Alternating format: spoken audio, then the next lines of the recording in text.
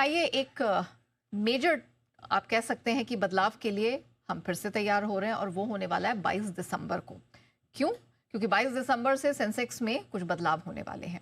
किस शेयर को सेंसेक्स में जगह मिलने वाली है, कौन एग्जिट होने वाला है, इसके अलावा बीएसई के दूसरे और इंडिसीज हैं, वहां पे भी कुछ बदलाव होने वाले हैं। एक एक करके हर इंडेक्स में किस प्रकार के बदलाव होने वाले हैं, कब होने वाले हैं, क्या मायने हैं, पूरी अपडेट लेकर अंश हमारे साथ जुड़ चुके हैं। अंश, क्या क्या चेंजेस आप करवा रहे हैं, जरा बताइए।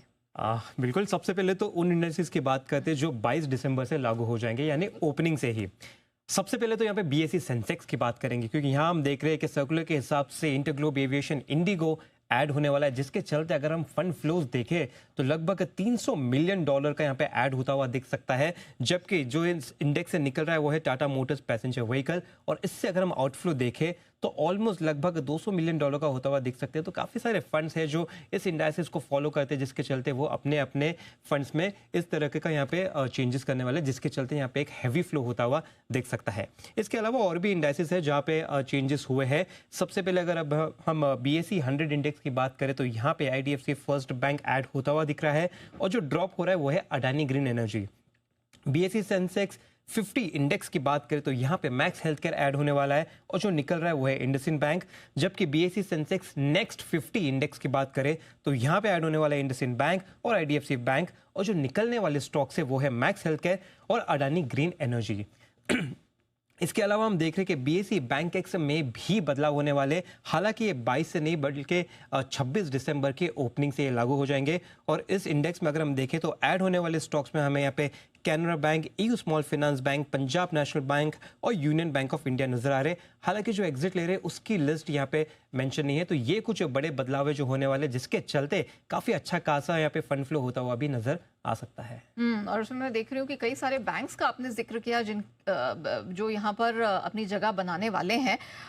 जैन साहब, बैंकिंग स्पेस, इस पर भी नजर रखने की खास जरूरत है। जिन जिन बैंक्स का यहाँ पर जिक्र किया हम लगातार देख रहे हैं, चाहे सरकारी बैंक हो या कुछ हद तक दिग्गज बैंक हो, इनका बहुत बड़ा आप कह सकते हैं कि पुश रहा है निफ्टी बैंक के रिकॉर्ड हाई लेवल्स छूने में। अभी भी सर यहाँ पर सरकारी बैंकों पर स्टैंस आपका बरकरार है पॉजिटिविटी के लिए?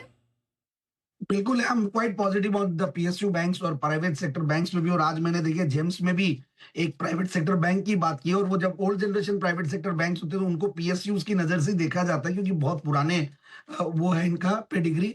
अब दूसरी तरफ मैं तो खुश ये हो रहा हूँ कि AU स्मॉल फाइनेंस बैंक की भी मतलब लिस्ट में नाम आ रहा है। सो हमारे जयपुर की बैंक है, बहुत बड़ी राजस्थान बेस्ड एक कंपनी हो गई है, जो कि बैंक निफ्टी में भी पार्ट है उनका। So overall we are quite bullish on the banks. Buy on dips की रणनीति अपनाए। कई बार दिखता है कि काफी आउट परफॉर्मिंग दिख रहा है, बट जिस तरीके से जो इंडियन इकोसिस्टम में, जो बैंकिंग इकोसिस्टम में जो चेंजेस आया पिछले कुछ सालों में, अगर आप देखें तो जिस तरीके से एसेट क्वालिटी को लेकर जो हमारे रेगुलेटर है RBI ने काफी कंट्रोल किया है।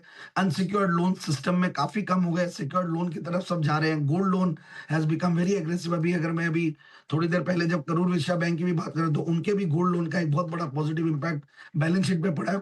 सो मुझे लगता है कि आने वाले दिनों में ये सारी बैंक्स और इवन IDBI बैंक, जहां पे एक अच्छा खासा वो भी चल रहा है, इनफैक्ट डिसइन्वेस्टमेंट की बात। और दूसरी तरफ एक और है कि ये सारे बैंक्स को अगर रेगुलेटर काफी इनफैक्ट मर्जर के लिए सोच रही है, तो मुझे लगता है कि काफी बड़ा कंसोलिडेशन, और यहाँ पे वैल्यू भी सस्ती है as compared to valuations of the other sectors. यहाँ पे सस्ता वैल्यूएशन दिख रहा है इन्वेस्टर्स को भी, इसलिए यहाँ पे पैसा भी आ रहा है।